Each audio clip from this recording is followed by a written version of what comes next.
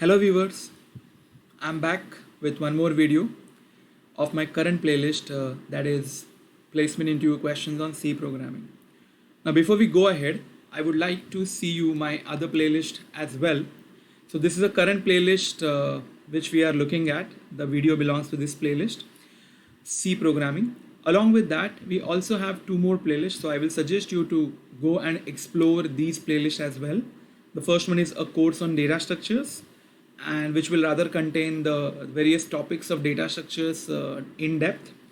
And the other one is placement into questions on data structure, which will contain very small focus videos on variety of questions which are important from placement interview point of view.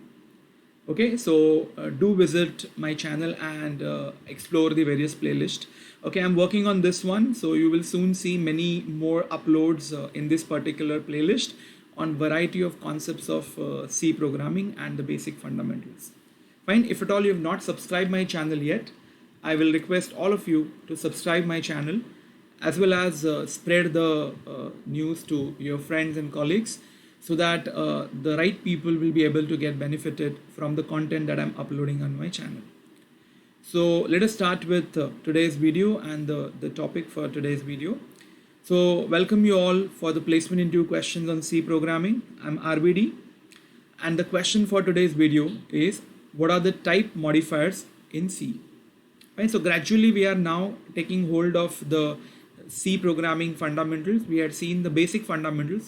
Now we are obviously going ahead with the further programming fundamentals. Fine, so before actually starting with the modifiers, obviously modifiers are in relation with the data types. So let's have a look at the data types in C again. And this is the list of data types which are being provided by C language. As you know, char, it takes 1 byte because it has to store the ASCII value, which is 7 bits. So 1 byte, obviously 8 bits would be enough for storing the character. Int takes 2 bytes and this is the range. You might have already seen my previous video of how do we determine the range of int data type. So there I've actually taken how to determine the range for char as well as int. Fine, then float, which takes 4 bytes, and double, which takes 8 bytes. Float and double are floating point data type. So they are rather being stored with the help of a separate mechanism. Maybe we can soon have a video discussing on that as well. Okay, so these are the basic data types. Now the problem or maybe the limitations of these data types are, if you look at let's say int, the maximum value that I can store is 32767, and all of us know that in many of these scenarios I would require to write a program which will accept an integer value more than this particular value. So that's the problem, or that's the limitation. Maybe on the other hand, if at all I want to work with like a small values, like let's say I want to store age, or I want to store number of children in my class, number of students in my class rather, then if I create an integer variable, it has capacity to store up to 32,767, which is redundant or maybe insignificant in that context. In short, I would love to have more flexibility while defining the data types, or rather using the data types for declaring the variables.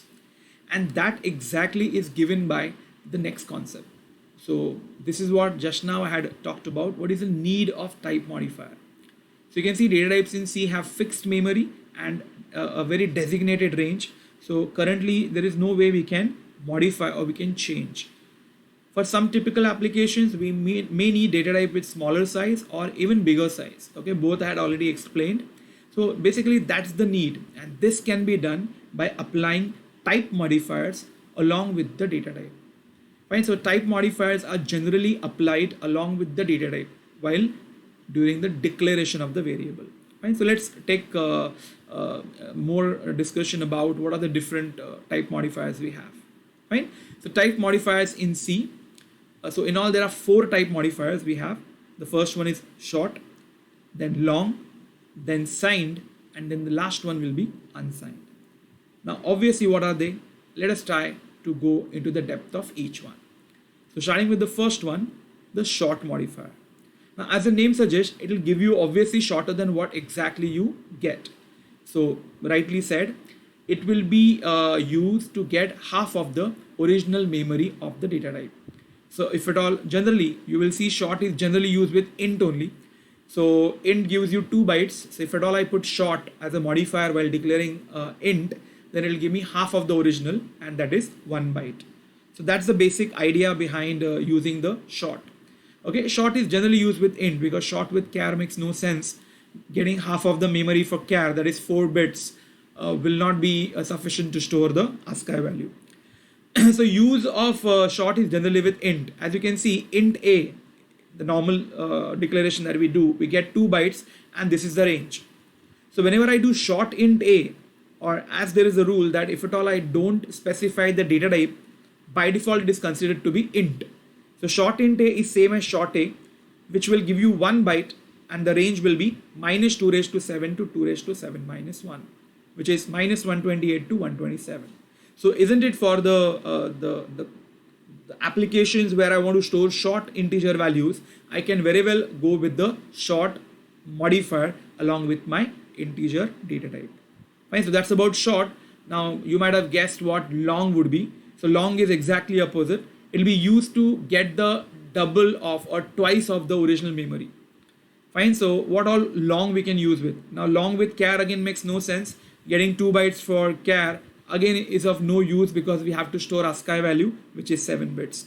So long with int, yes, obviously it's not short, but it is long can be used with int as well as double variables. Okay, now how can we use that? First, using long with integers. Now if I only do int a, it is 2 bytes.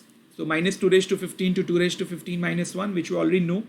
But if I use long int a, or as I already said, int is by default considered. So if I say long a, it'll give me 4 bytes, which obviously will double up the memory. 32 bits, 1 bit for sign. So you know the range, minus 2 raised to 31 to 2 raised to 31 minus 1, and which is a very big value.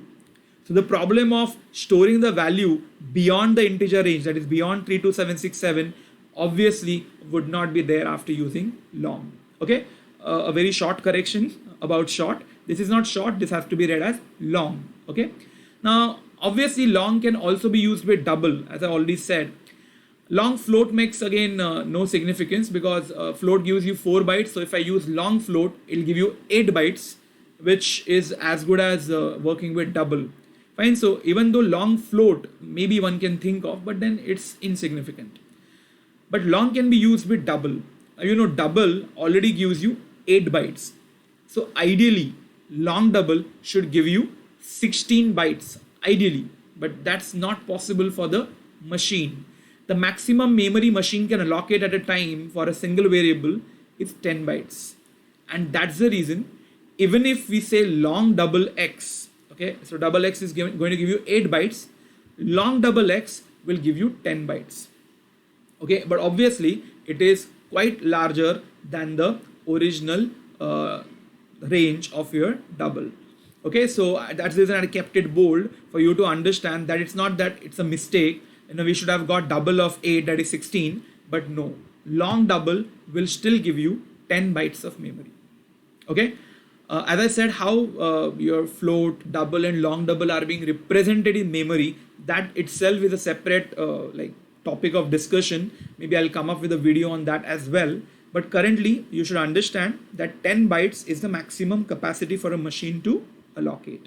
Fine, so that's about short and long. Fine, let's go ahead with signed. Now by default, all the data types are signed.